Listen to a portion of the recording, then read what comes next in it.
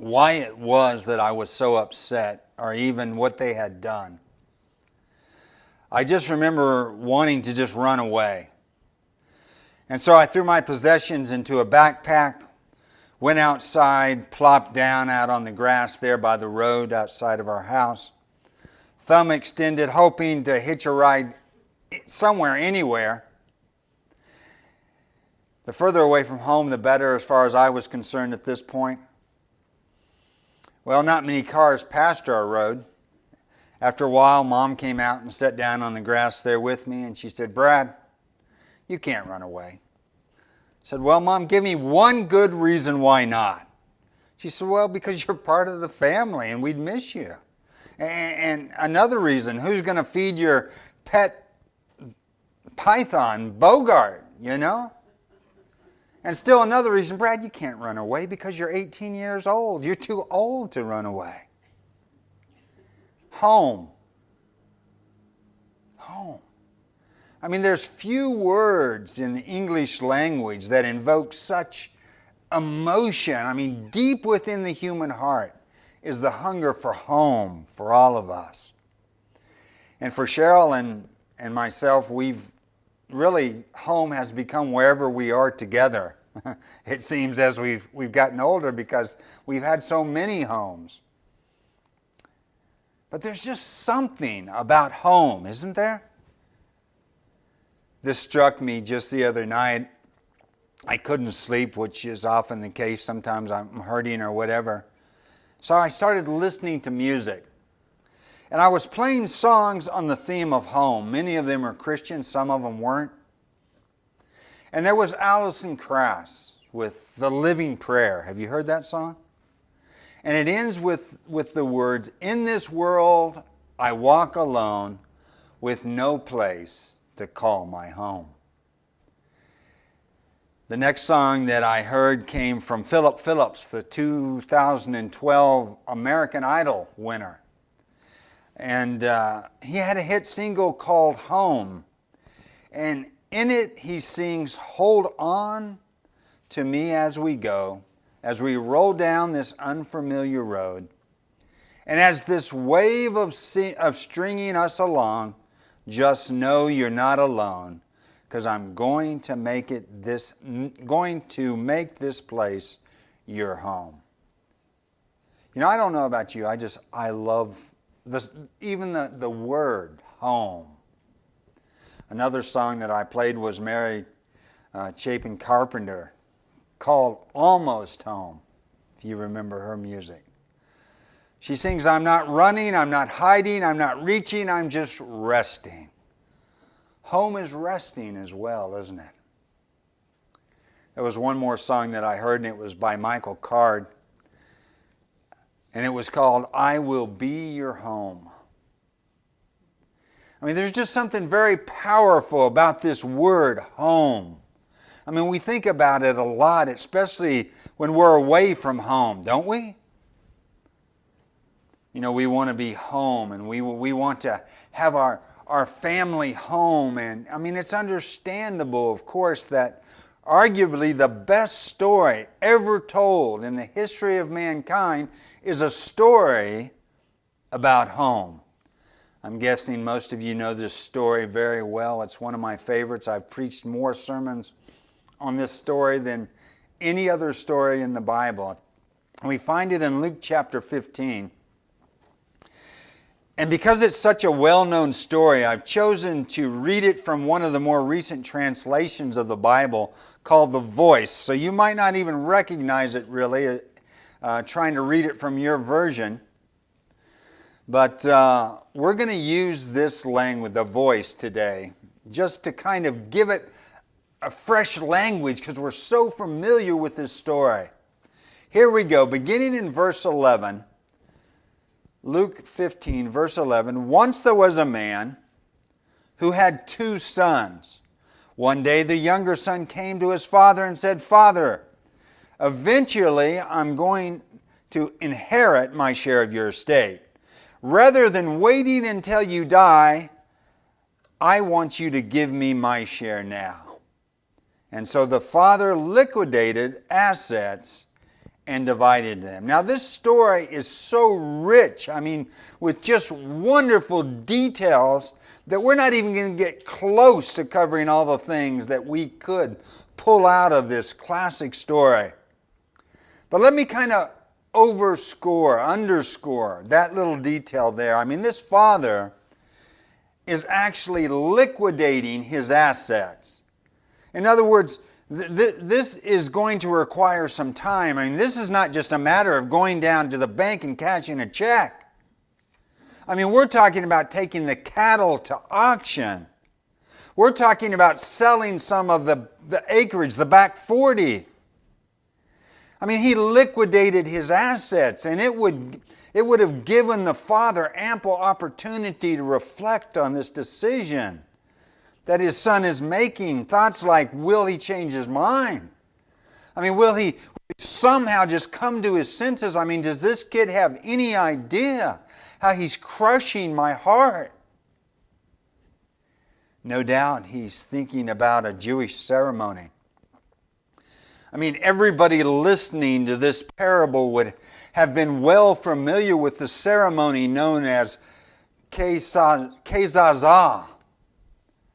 And I don't know about you, I love that word, kezazah. And sometimes I wish that there were 2 Z's in the word game, Words with Friends, because I'd really like to use that word sometime, kezazah. But it was how the village would respond to this kid demanding his dad's early inheritance. How the village would respond if the kid ever wanted to come back home after this.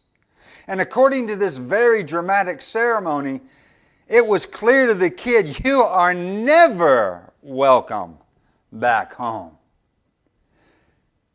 You stepped across the line this time, young man. When you take Jewish resources and you go out into the world and squander that money with the Gentiles, you can never come back. According to Kezazah, you can never come back. So no doubt the dad's thinking about this as he liquidates those assets. Well, a few more days passed, and this younger son gathered all his wealth and set out on a journey to a distant land. Once he was there, he wasted everything he owned on wild living. He was broke, and a terrible famine struck the land, and he was desperately hungry and in need. He got a job with one of the locals who sent him to the fields to feed the pigs.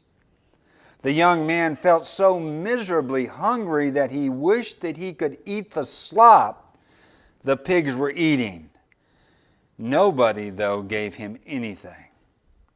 So he had this moment of self-reflection. What am I doing here? Back home, my father's hired servants have plenty of food, while I'm here starving to death. I'll get up and I'll return to my father and say, Father, I've done wrong against God and against you. I forfeited my right to be treated like your son. I'm wondering if you would treat me like one of your hired servants. Again, there are so many wonderful details that we could tease out of this story, but let me just highlight one here. Notice Jesus says it was a terrible famine. A terrible famine. Now, perhaps your translation puts it a great famine. Now, you think about the first century in the ancient world. Most everyone lived on the precarious edge between life and death in the best of times. But in the ancient world, in the first century, it was difficult indeed to just survive. Your chances to live past 20 weren't that good. And so when a famine hits, the chances of you actually living a long, productive life, They go down drastically here. And then Jesus actually says it's a terrible famine. You know, a while back I was reading about the work that ADRA was doing after the typhoon there in the Philippines. Well, you know, in our day and age, there's organizations like ADRA and FEMA and all these that help in times of great, terrible famines or natural disasters or whatever it is. But back in this day, in this context, there was no world vision. There was no communication. I mean, they didn't even have the ability to communicate their need. I mean, you couldn't get on the internet and just make a donation. That wasn't possible. And the listeners who are hearing this story are immediately aware that this means murder, it means thievery, bodies left outside on the streets, children being sold into slavery, cannibalism, and so on. I mean, it's a very dark time, very difficult, great famine, Jesus says. Which helps us to understand why the kid finally decides to go home. I mean, he has two options, none of them ideal, both life-threatening at this point.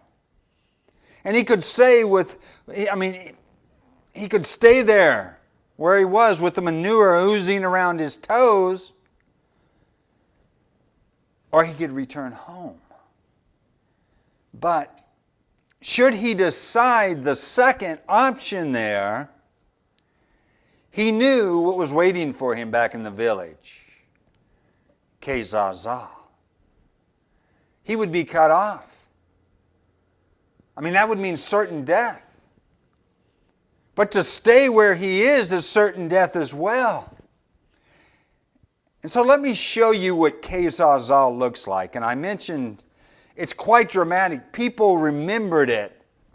I mean, it applied specifically to situations like this right here, where a kid specifically demands his dad's inheritance, changes his mind after squandering all the money in the Gentiles. And so on the outside community, there's a big pot, kind of like this pot right here, but probably bigger, a big water pot, okay? And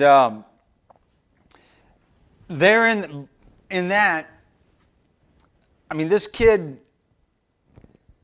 when he came up, if someone saw him there, someone would take a sledgehammer and hit that pot and splatter, just break it into thousands of pieces. Now, I tried this once in one of my churches, this very sermon. And I had one of those, I couldn't find a pot quite like this one, but it was kind of a hard varnish, enamel like on it, you know what I mean? And when I hit that puppy, I mean, we had shards of glass into the first row. So I'm a little nervous. I was going to do it today, and I said, no, I don't have the nerve to try it again. But people, they were good. They were they were good sports about it. But I'm not sure how how the insurance works out with sermon illustrations and that sort of thing. But anyway, I mean, you have to figure how this whole thing goes. I mean, what Kezaza looks like. I mean, as soon as anyone in the village sees this kid, I mean, they would gather and someone would slam that pottery. They would hit that pottery with a sledgehammer, and it would just explode into thousands of pieces. And they would look at that kid and say, you have severed your ties with this community. Everyone here, you have broken your father's heart. There's no repairing it. You're not welcome. Not in this village. Not again ever. Not after what you've done Take your broken life and leave. Get out of here. And you can understand the kid's reticence to return home.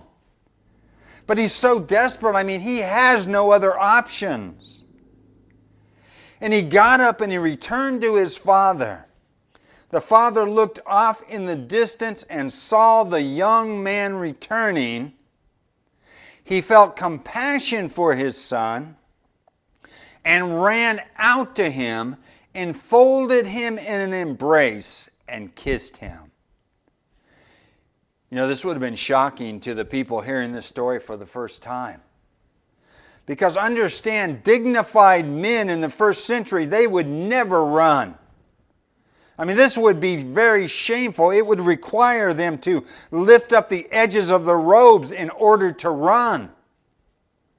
And Luke is actually using a fairly technical term here, one that we don't see often in the ancient literature, one that's usually reserved for athletic contests.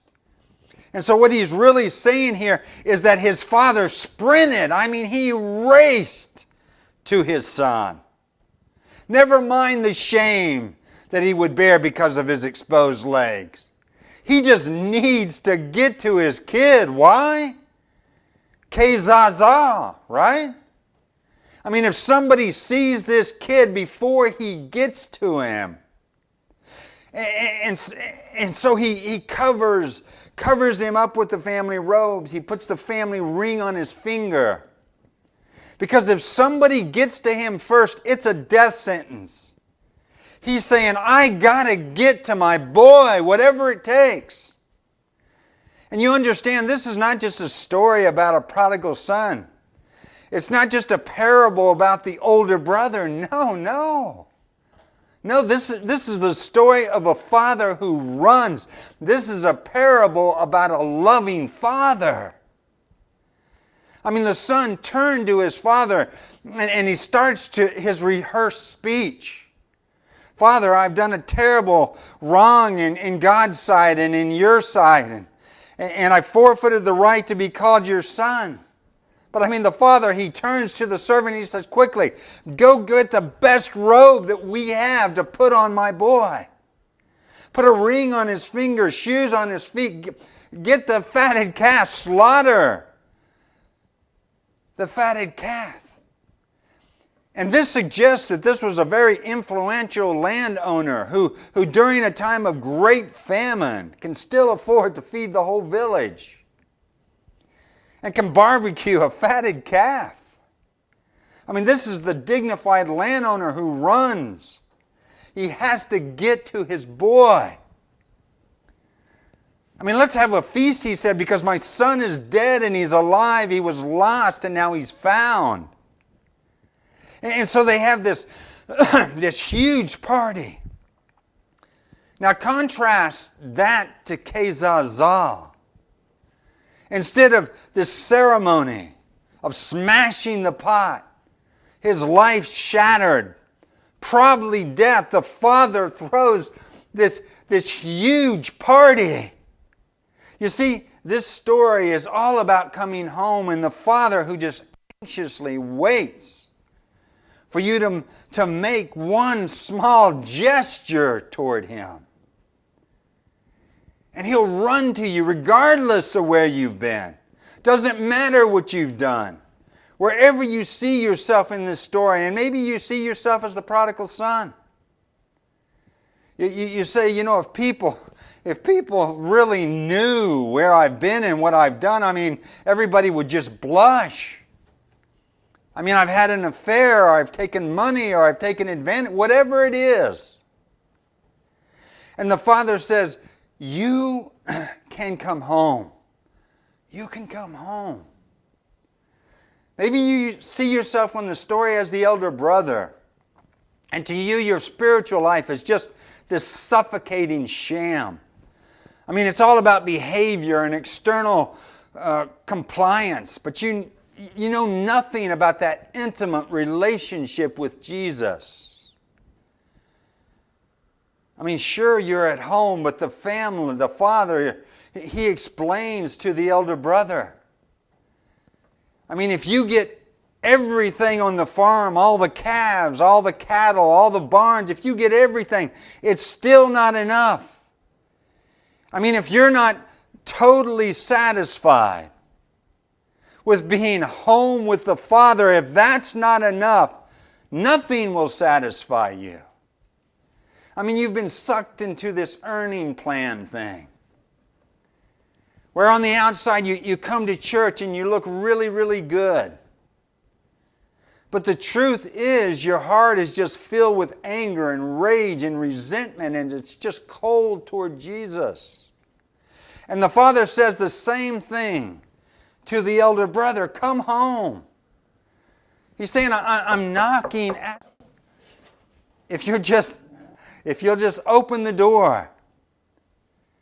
I mean, you can experience this vibrant intimacy with the Father.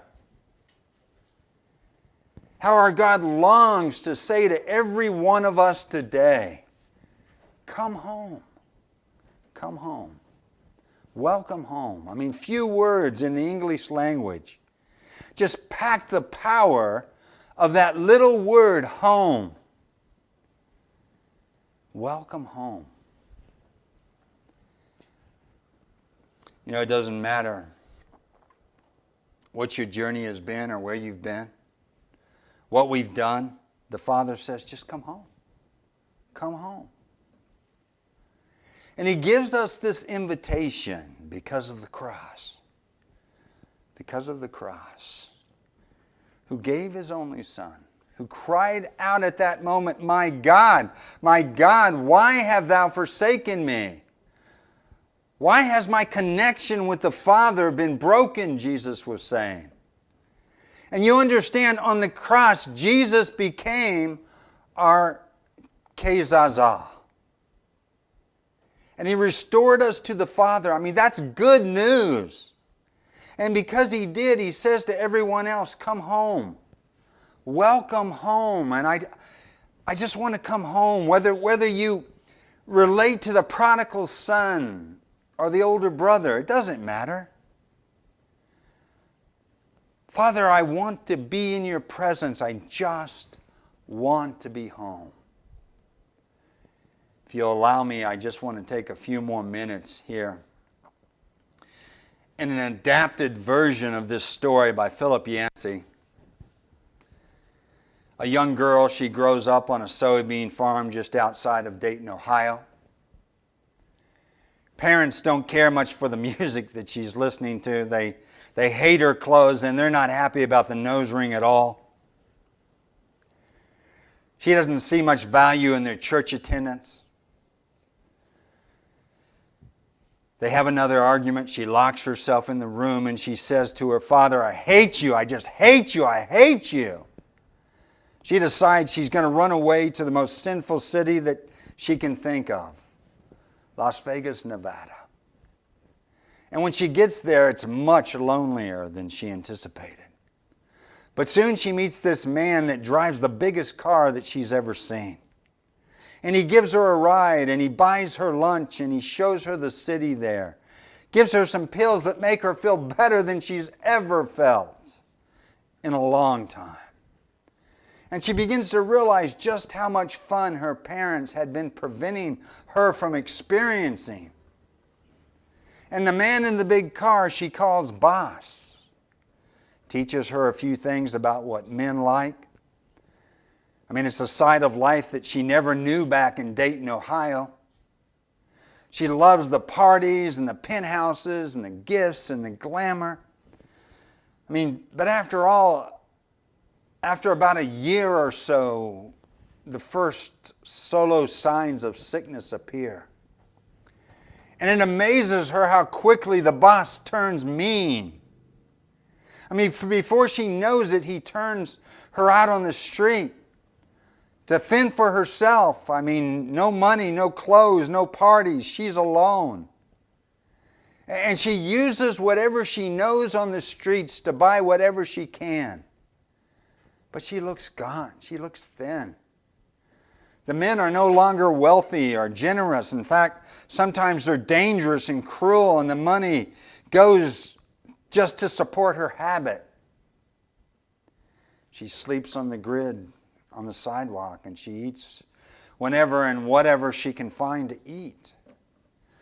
One night she's no longer feeling the adventure and the joy of the world. And flashing into her mind is an image of home, and she remembers her dad and the last thing that she said to him. And it occurs to her that her dog eats better than she does. And she prays, "Oh God, how did I get here? How did this happen?" And she calls and nobody answers, but she leaves a message.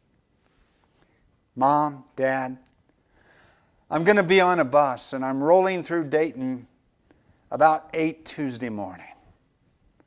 And if you happen to be there, I'd love to see you. And if you can't make it, it's okay. I'll just stay on the bus onto New York City." She boards the bus. All the while she wonders, did they even get my message? Will they be there? What am I going to say if my dad actually does show up? She envisions a million different scenarios there on the bus, but nothing could have prepared her for what she saw when she pulled in to the Dayton bus depot. The driver announced, you have 15 minutes, that's all, we got to be going on our way. And she stepped into the bus station there. And there were hundreds and hundreds of screaming friends.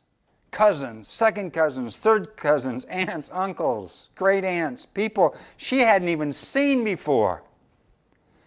And one really, really happy dog. And at the back wall was covered with this humongous sign that said, "Welcome home. Welcome home." And in front of the crowd stands her father. And he's both laughing and crying uncontrollably. And he's convulsing and he's shaking, and she starts in on her rehearsed speech. "Dad, I'm so sorry. It's my fault. I'm so sorry." And he will hear none of it.